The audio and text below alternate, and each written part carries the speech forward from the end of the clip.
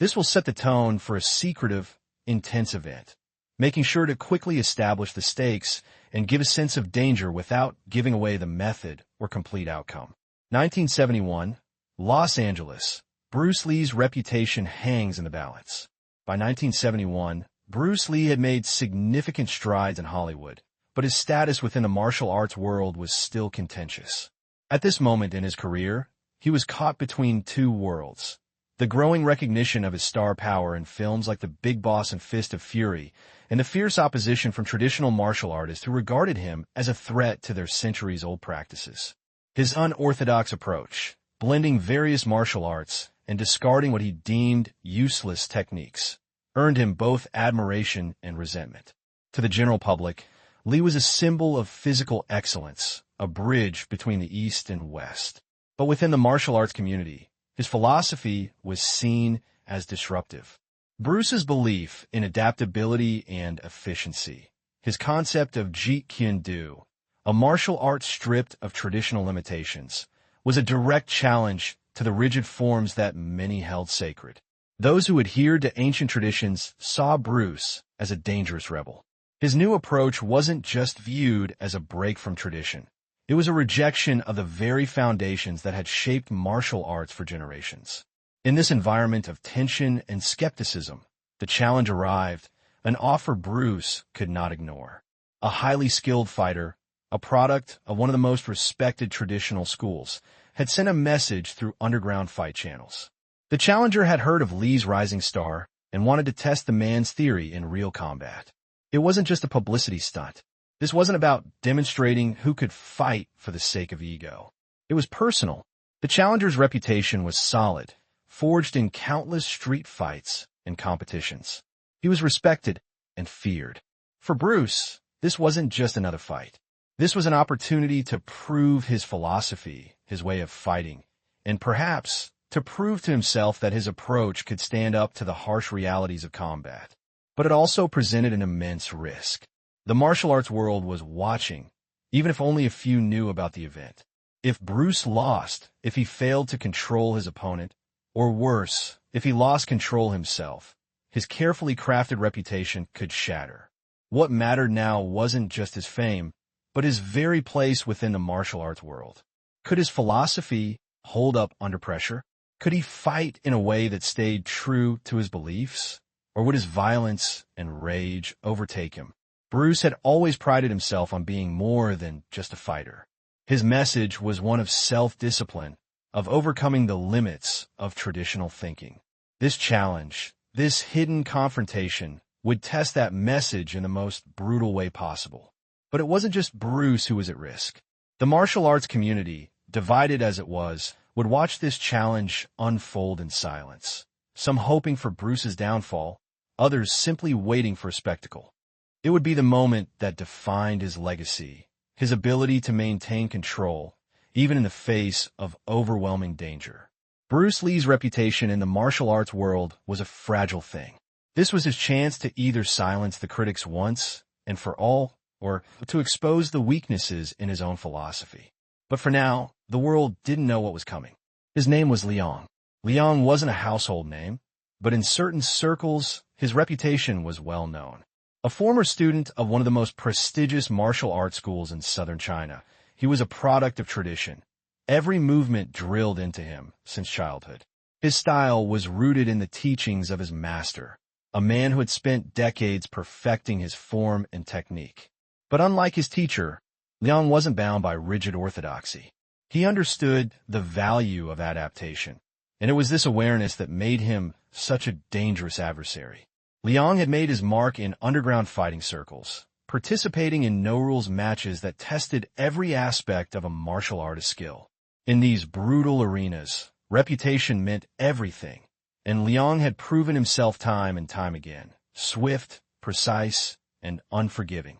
He had bested fighters from various disciplines, taekwondo, kung fu, jiu-jitsu, and had become known for his ability to dismantle opponents without hesitation. Unlike Bruce, however, Liang's method was far more traditional. His philosophy was grounded in strength, endurance, and respect for martial tradition.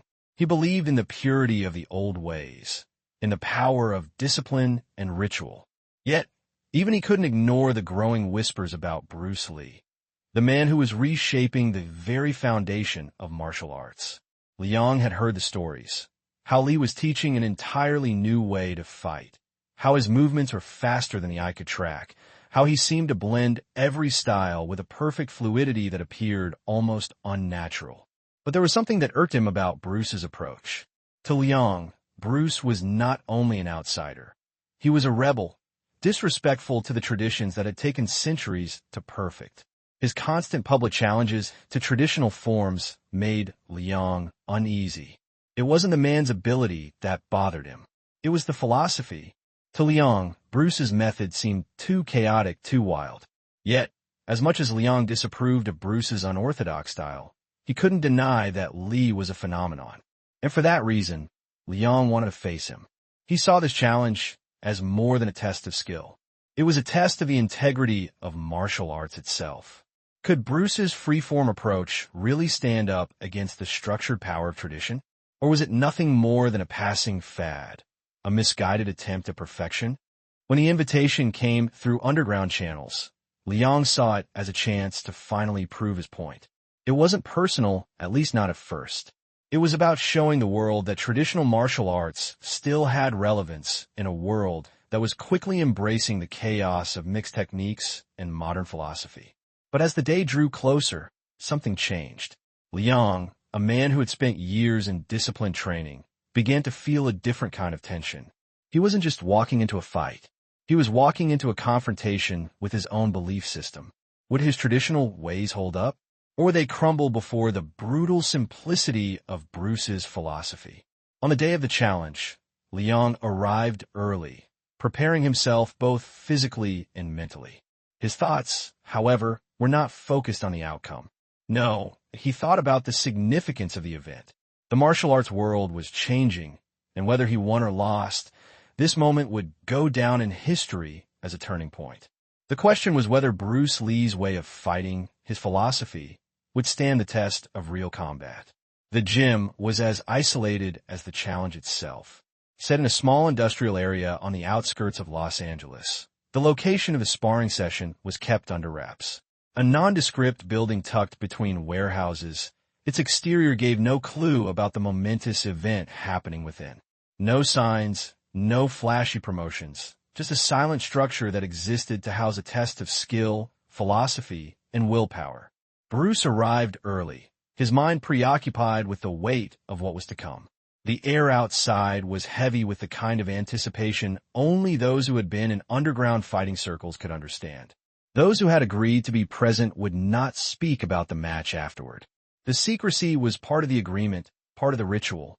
This was a private challenge, meant to prove something that couldn't be reduced to the sound bites of the media. Inside, the space was barren, a large, open room with wooden floors worn from years of use. The walls were bare, save for a few ancient posters of martial arts legends, their faded colors barely visible in the dim light. In the center of the room, a single mat covered a small area of the floor. No elaborate ring, no ropes, just a clean, flat surface. There were no officials, no ref, no rules save for one. The fight would continue until one fighter was no longer able to defend themselves or until one admitted defeat. The uncertainty of the match's outcome made it that much more dangerous. Bruce stood at one end of the gym, taking in the conditions. The lack of structure wasn't just a physical challenge. It was a psychological one. The fight wasn't confined to the predictable flow of a public tournament, with its clear boundaries. This was an open battlefield where anything could happen, where control was just an illusion. And in Bruce's mind, that made it all the more dangerous. The absence of rules meant that anything could be pushed beyond the point of no return. The fight could turn violent quickly, and there would be no one to stop it. Liang arrived a few minutes later, his presence imposing. As he stepped into the gym, he didn't look around. His focus was fixed ahead, as if the environment was secondary to the fight itself. He was here to prove a point,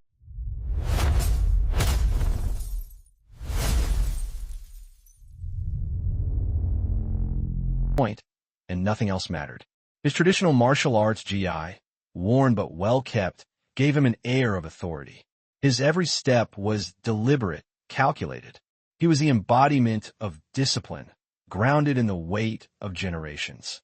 But even as he stepped onto the mat, the tension was palpable, not just between the two fighters, but in the room itself. The witnesses, a small group of martial arts insiders, took their places in the corners of the gym. Some stood quietly, others exchanged nervous glances.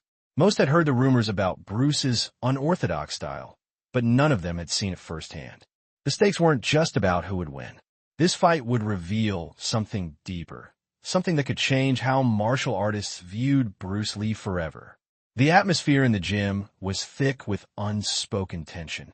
The witnesses, knowing the significance of what they were about to witness, remained silent.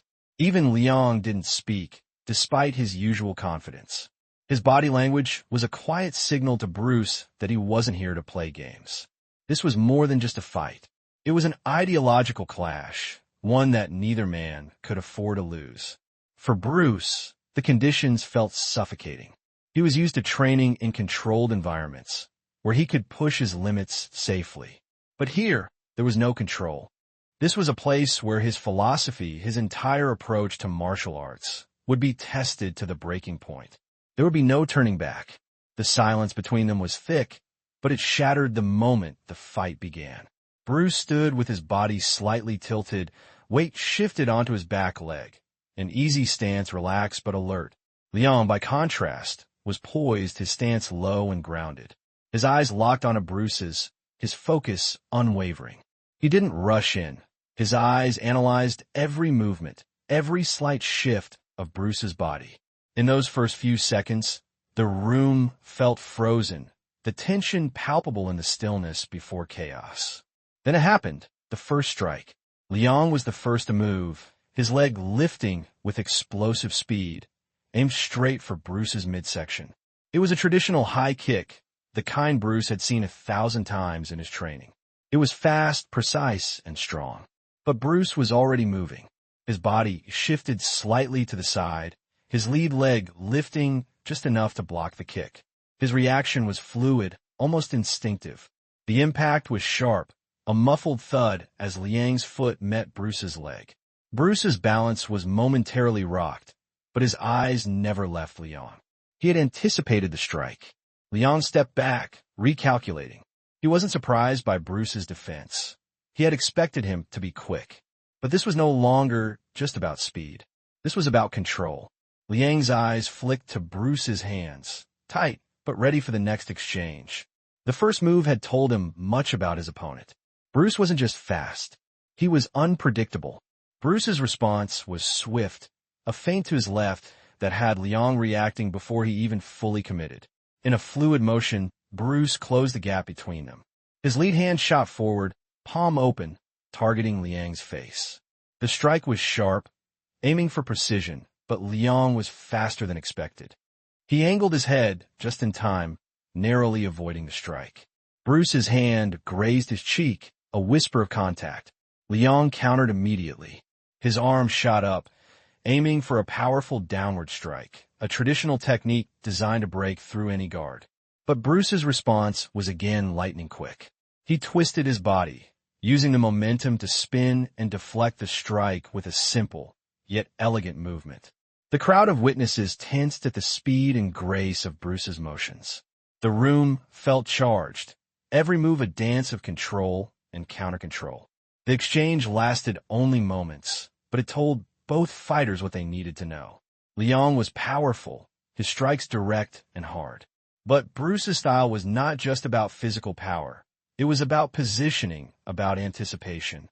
His movements were a calculated mix of efficiency and fluidity, designed not just to strike, but to disable, to neutralize the opponent's offensive. And it was this unpredictability, this fluidity, that seemed to be the core of Bruce's style, a style that no one in the traditional circles had truly understood until now. For Liang, there was a brief moment of hesitation. He had expected a fast fight, but not this fast. He had underestimated Bruce's ability to adapt and improvise. His own strength was undeniable, but in the face of Bruce's movement, it was starting to feel, well, less certain. Was this a product of luck, or was Bruce truly as skilled as the rumors said? Bruce, meanwhile, felt the familiar surge of adrenaline, but there was something more, a cold realization that this fight, this test of his philosophy, was not going to be won by brute strength alone. He had to remain focused to avoid falling into the trap of fighting with emotion. He had to remain in control of himself. As the first exchange came to an end, both men were already breathing harder, their movements more deliberate now. The test had begun, and neither fighter was willing to give an inch. The fight had evolved beyond technique. It was no longer about style. It was about survival. The first few exchanges had been fast, graceful almost. But now, the rhythm was changing. The room, once still with tension, had become alive with the sounds of rapid, heavy breathing. The thud of fists meeting flesh. The scrape of shoes against the mat. Both men were pushing harder now, testing the limits of what they could take. Liang had shifted his strategy. His strikes were more aggressive, more committed. The high kicks, once a part of his opening attack, had become slower and more deliberate. He was using his power to try and overwhelm Bruce, to force him into a defensive posture. But Bruce was adapting, his movements as fluid as ever, but there was something in his eyes now. A flicker of something darker. He wasn't just defending anymore. He was attacking. The shift was subtle at first. A quick jab here, a precise side kick there, nothing that looked out of the ordinary. But as Liang pressed forward, Bruce's strikes became sharper, more intentional. There was no hesitation in his movement, no hesitation in his eyes. And then it happened. Liang threw a heavy punch, a straightforward, forceful blow designed to take down any fighter who wasn't prepared. Bruce sidestepped, but just barely. His back foot slipped, the momentum carrying him just far enough to avoid the brunt of the punch. The edge of Liang's knuckles grazed Bruce's jaw. The blow didn't knock him out, but it left a sting that sent a wave of heat through his body. For a moment, everything seemed to freeze. Bruce's mind raced. The sting in his jaw wasn't just physical. It was a reminder of how easily this could escalate, how quickly the fight could turn into something uncontrollable. His hands clenched into fists, the urge to retaliate rising in him like a tidal wave. He could end this. He could use his speed and precision to dismantle Liang in seconds. He could hurt him badly, but Bruce held back. Just enough. A flash of recognition passed through Liang's eyes. He had seen it. The shift in Bruce's demeanor, the tightening of his muscles. It was the same thing he'd witnessed in many of his toughest opponents. The moment when a fighter no longer feared losing control. He could feel it. Bruce was on the edge. Liang took a step back, his eyes narrowing. He had been underestimating the psychological element of the fight. Bruce wasn't just fighting to win. He was fighting to prove a point. And Liang, for the first time, understood the stakes. This wasn't just a match for physical dominance. It was a battle of wills. The fight had become a test of Bruce's philosophy, and Liang had just become a part of it. But as the seconds passed, Liang also felt the tension in his own body, the pain in his ribs, the growing fatigue. He had made his choice to engage Bruce, but the longer the fight continued, the more he realized that Bruce wasn't the only one being tested. Liang's strength, his power, was being matched by a force he hadn't expected, Bruce's restraint. And it was that restraint that made Bruce even more dangerous than he had imagined. For Bruce, the moment was crucial. He could feel the intensity of the fight building, the weight of his own emotions pushing against his composure. The adrenaline, the pressure, it was all stacking up. And in that moment, he knew. He could destroy Liang. He could take him down with a few precise strikes. He could prove his superiority in the most definitive way possible. But at what cost? As the distance between them closed again, Bruce hesitated. Just for a second. He wasn't afraid of Liang. He wasn't even afraid of the physical pain. It was the fear of losing himself, of giving in to that darkness inside him that could break him. If he went too far, it wouldn't just be Liang who would be defeated. It would be Bruce, too. The moment hung in the air. And then Bruce made his choice. The silence that followed the fight felt heavier than the blows that had been exchanged. Bruce Lee stood, panting, his body aching from the intensity of the battle. He could feel the sweat dripping down his back, the sting in his jaw, and the tightness in his muscles. The fight had taken its toll on both of them.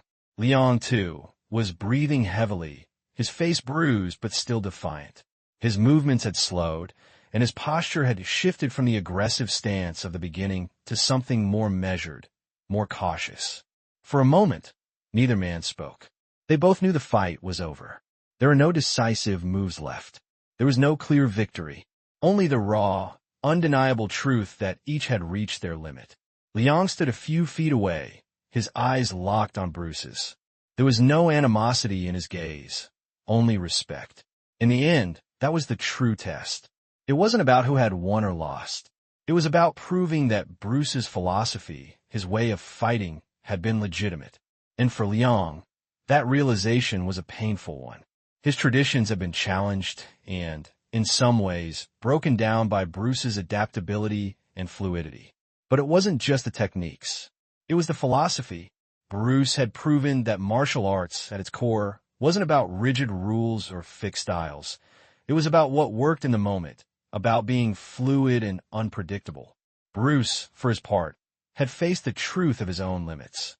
He had been tested, not just physically but emotionally and philosophically. His fear of losing control, of letting the violence inside him dominate, had nearly broken him. But he had held back. Just enough. The witnesses in the corners of the room stood in stunned silence. They had seen it all. The raw power of Liang, the lightning-fast reflexes of Bruce, the psychological tension that hung over every move. Some had come to watch a spectacle. Others had come to witness the downfall of a man they had never understood. But in the end, they left with something different. They had seen Bruce Lee in his truest form. Vulnerable, not invincible, but undeniably real. As Bruce and Liang walked away from the mat, there was no fanfare, no applause. There was no dramatic conclusion. No one could say, definitively, who had won. But both men knew something had shifted. Bruce's philosophy, his unorthodox approach to martial arts, had been tested and survived. But so, too, had his inner turmoil. The fight had proven something about himself that no one had ever understood. That true strength didn't come from dominating others. It came from controlling oneself in the face of danger, in the face of fear. The witnesses, too, left quietly, each of them carrying the weight of what they had just witnessed. Some were in awe of Bruce's skill and restraint, others still skeptical of his methods, but all of them had seen something they couldn't ignore. Bruce had not just fought a man. He had fought his own philosophy. And in the quiet aftermath, it was clear that he had emerged stronger, less certain, but more authentic. The legacy of that fight would be passed down in whispers, in stories shared behind closed doors. Bruce never spoke of it. He never mentioned the names of the witnesses, nor did he acknowledge the significance of that day to anyone outside his closest circle. To the world, it was just another fight, a challenge in a long list of challenges. But for those who had been there, it was something more. The strongest man in the room is not the one who wins. It's the one who knows exactly how much damage he chose not to do.